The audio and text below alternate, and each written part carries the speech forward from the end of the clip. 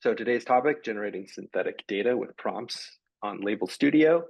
Micaela Kaplan, who is our ML Evangelist, will be walking you through this. And I'll go ahead and turn the time over to her. So Micaela, take it away. Thanks, Nate. Hi, everyone. Welcome to today's webinar. As Nate mentioned, today we'll be covering generating synthetic data with prompts on Label Studio. Just to go sort of over a quick agenda, we're going to start by recapping last week's session on comparing and evaluating LLMs. Then we'll go ahead and set up a project, we'll set up our prompts, and then we'll generate some synthetic data. And then we'll have some time for Q&A at the end. So just a quick recap on last week's session. This should say evaluating with LLMs. Sorry, my bad. Um, Last week, we covered evaluating and comparing LLMs with prompts on Label Studio. This webinar is available at humansignal.com/webinars if you missed it, along with the previous webinar on labeling data with LLMs, which is the one that the previous slide mentioned, as well as a lot of other content. We're doing sort of a prompts-focused couple of sessions this week. Last week, we went over how to evaluate models with ground truth data. This is the prompts interface screen. If you're not familiar with it yet, don't worry. We'll go over it in depth today. But you can see that we have our prompt section here. We selected our model. We got some metrics about how well the model was performing. And we could set some metrics for each individual sample given the ground truth data, how well our model performed. We also went over comparing models with no ground truth by using the same prompts interface to generate predictions. I can make this full screen. We actually are going to jump off the slides in just a second here, but I will make it full screen for the time being. We also went over how to use multiple models to generate multiple prompts. We went over and we were able to use annotator agreement scores to compare the predictions based on our two models. So with that, today we're going to answer the question, I have some data, but not everything I need to do. What now? So what's the use case? We're going to use RAG as an example here. This is also our internal use case that we've been using synthetic data generation for. So you might have data from your company. This could be technical answers, product specs, user information, user files, whatever kind of data your company has and uses every single day. And you need question answer pairs for a RAG system, potentially. You could also generate this data for all kinds of other situations, but today we're going to focus on this Q&A system answers. So the idea here is that we can generate what you need from what you have. So given this data that you already have, we're going to go ahead and generate the questions that you're looking for so that we can get human readable stories to use for our RAG systems. So with that, in today's workshop, we're going to talk about generating synthetic data. So I'm going to go out of my full screen. The first thing I want to point you to, and I will drop it in the chat, is this link here, everyone. If you want to follow along in prompts or in Label Studio, we have a link to a trial. Nate, could you drop the trial link in the chat as well, please? Sorry, I didn't pre-populate that for you. We also are going to be using some of this real data that we're going to start with. So we have our project data. We're going to be working with this book summary CSV, which comes from the CMU book summary data set on Kaggle. But I've modified it to be CSV format, and we're only going to use the first 50 rows.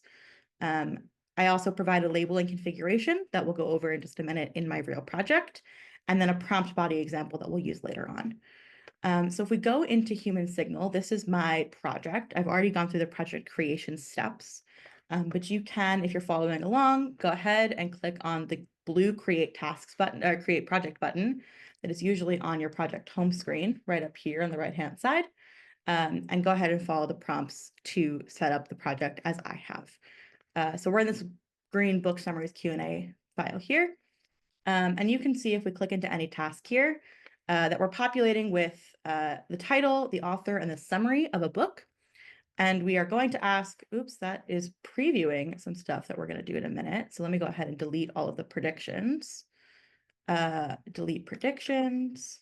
Okay, this is what I get for testing my code beforehand. So we have the title, the author, the summary of a book. In this case, we're using Animal Farm. And we're going to ask two questions of our annotators or our LLM. The first is, what question might someone ask about this book? So the idea here is that we're generating a RAG QA system for maybe book recommendations.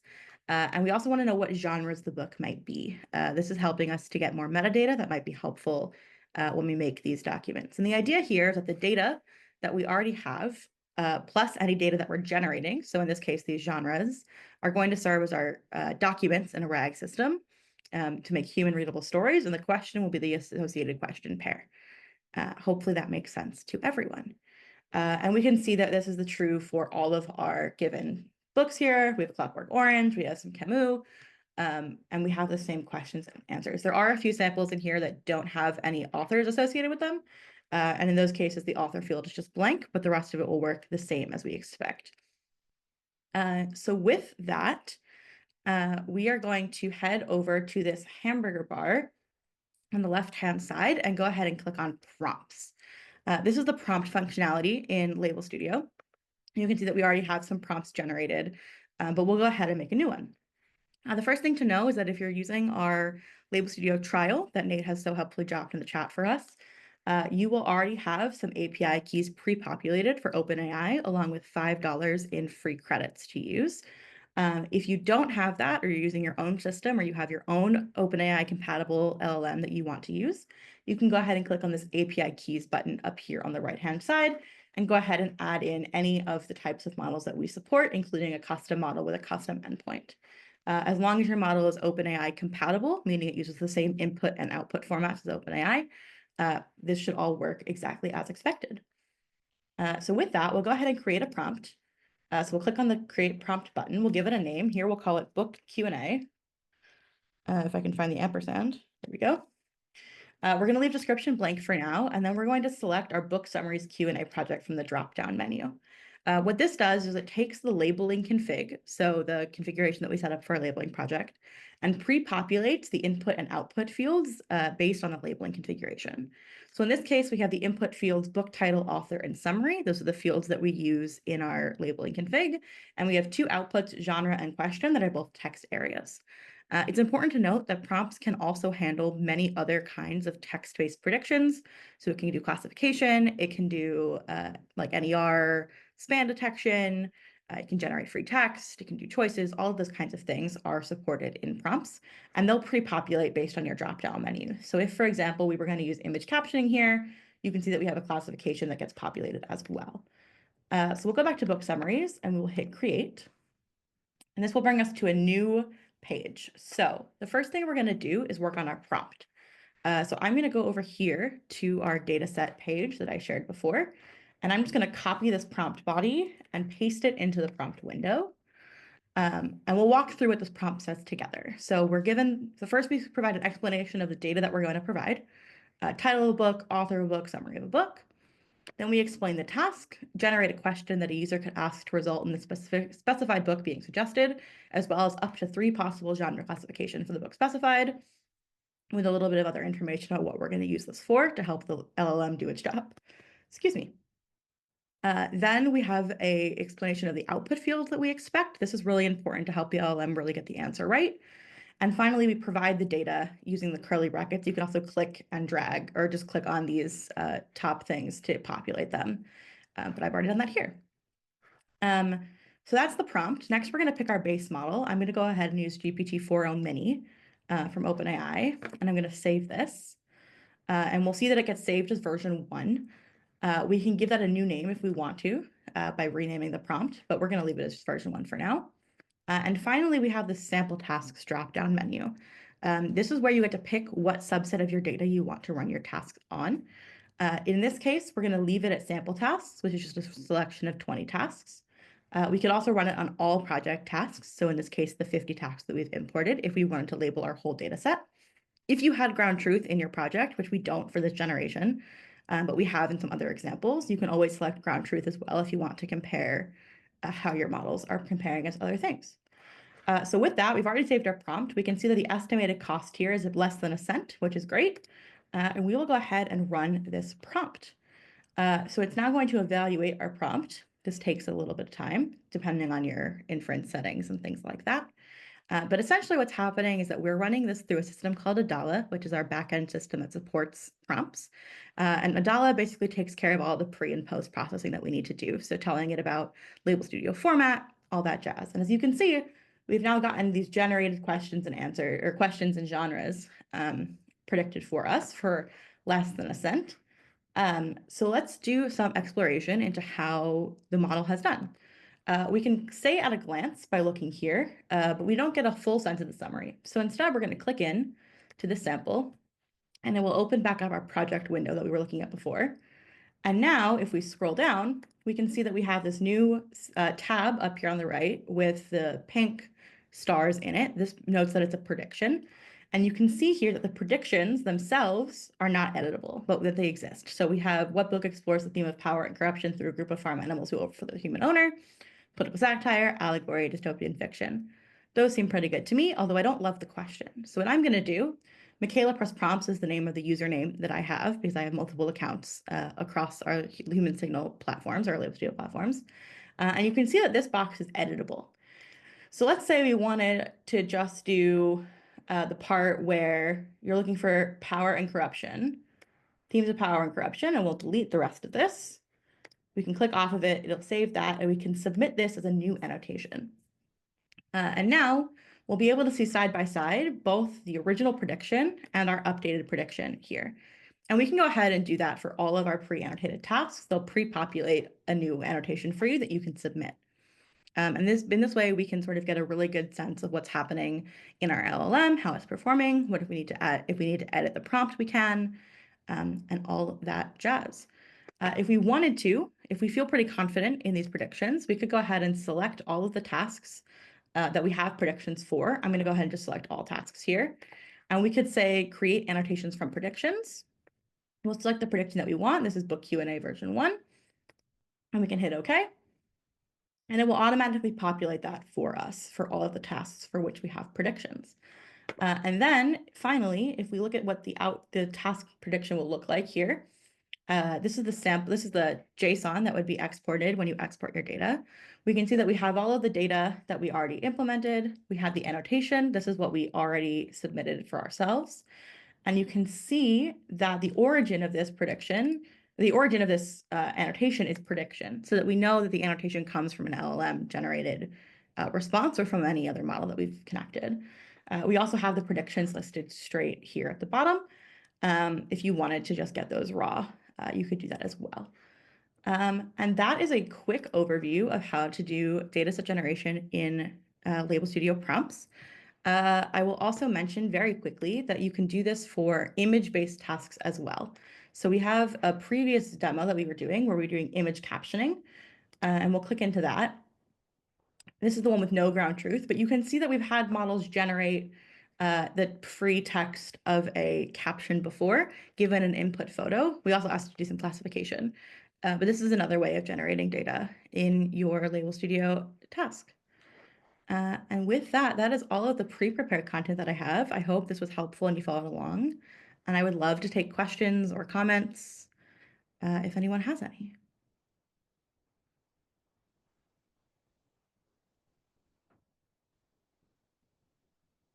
I guess I'll give this a second here. Can you load multiple pages PDF? That's a great question. The answer is yes. This is unrelated. Are you asking about in prompt specifically or in Label Studio as a whole?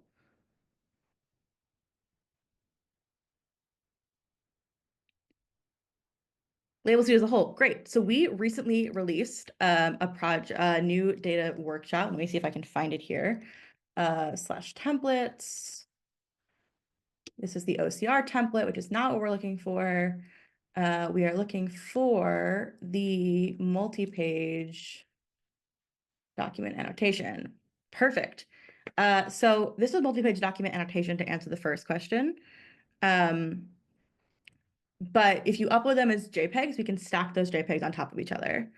And you can use those in prompts as well. We think we're releasing support for that in our next upcoming release, as well as doing sort of bounding box and other types of PDF annotation there. This is specifically focused on Q&A. What other types of synthetic generation is supported? Can synthetic data be generated for images? Both great questions.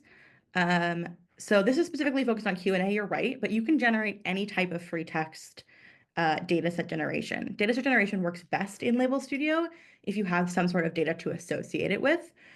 So let's say you have a topic that you want generated answers for. So maybe you want to generate summaries of of data sets, that would work too. You have a text, you want to generate a summary.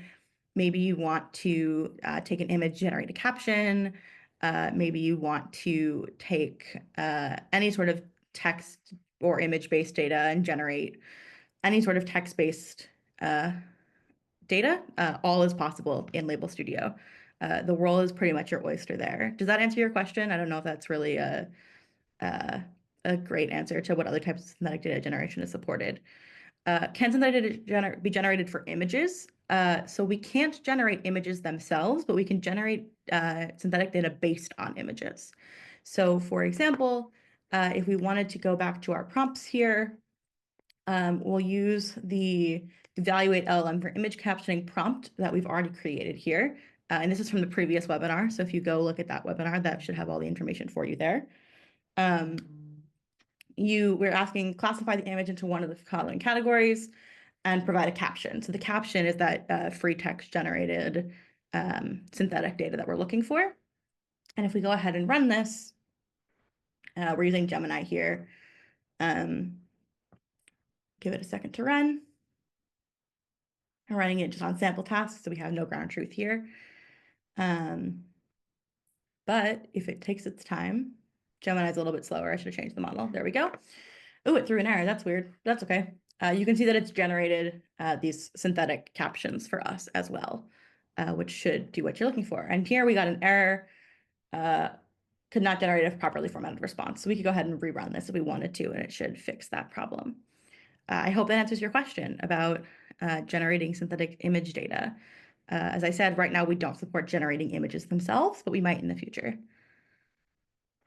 Any other questions, follow-up questions, comments, concerns?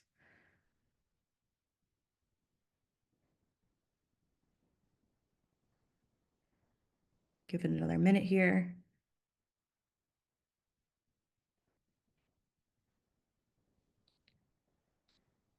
How would you evaluate the synthetic data? That's a great question too. So you have a number of options here. In this particular project where we're doing image captioning, we can compare it against some ground truth data that we have. So you can see here, we're getting a score. This is our agreement score. So this is for basic agreement, which is what's set up as our project baseline off the hand. Offhand, sorry, you can see that we do an edit distance between the caption, the ground truth caption and the predicted caption. That's pretty helpful. I would say also human review is pretty helpful. So wanting to go through and see via human if the question is really related to the question or related to the data that you provided, or if it's doing what you want it to do. I don't think there's necessarily a supplement for humans at this time when working with LLMs, just because you don't want to necessarily ask an LLM to evaluate its own synthetic data. But you certainly could if you wanted to.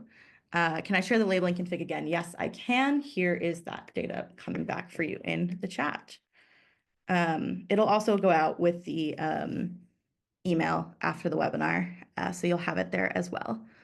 So hopefully that answers your question. Any last questions, comments, concerns?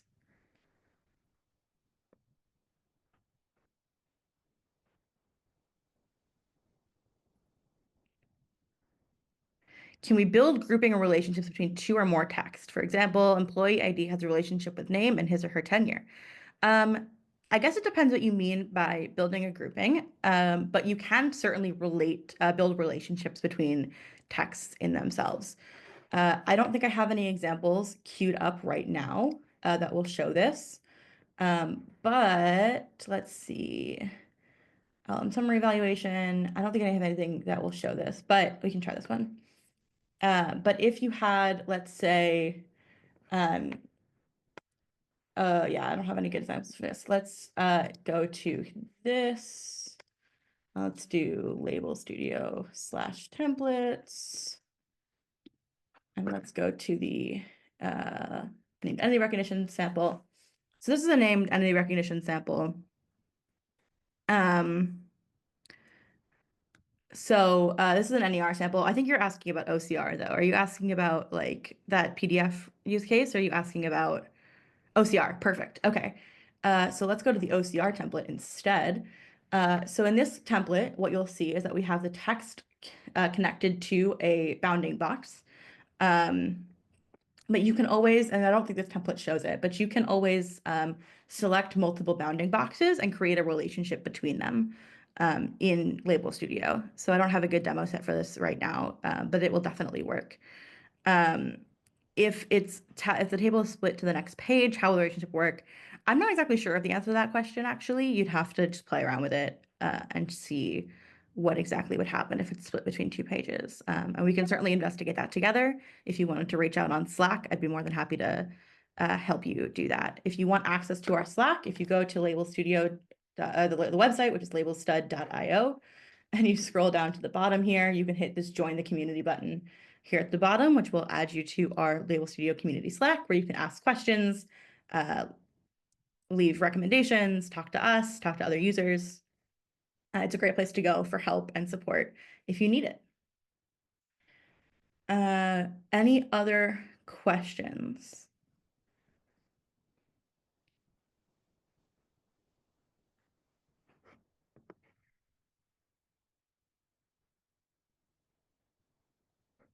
Great. So with that, I'm going to go ahead and close out this webinar. Oh, can I show how to annotate? Uh, yeah, I can absolutely do that. It depends a little bit on your project as well.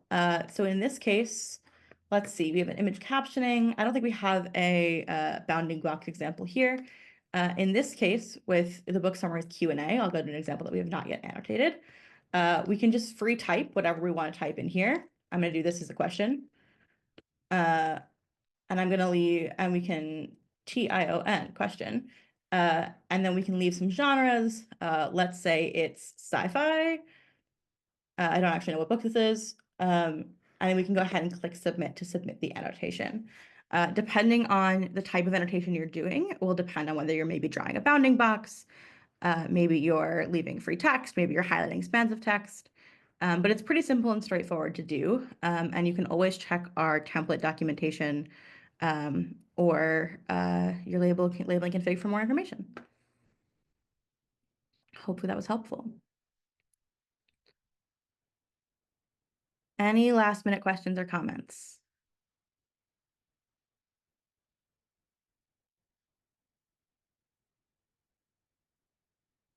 Great. So with that, I am now going to close out the webinar. Thank you so much, everyone, for joining us today. I hope this was helpful and informative, and hopefully you've learned how to generate synthetic data with prompts. I'll throw it back to Nate if you want to say anything at the end here. Yeah, just a reminder, this was recorded, so we'll send the recording out along with a copy of the slides and also the labeling config. And just to echo what Micaela was saying, you can always reach her on the community Slack, so feel free to go join us there if you're not already in there. And also, thanks for attending, and a big thanks to Micaela for sharing your knowledge with us. And I hope everybody has a great day. Thanks, everybody. Thanks, everyone.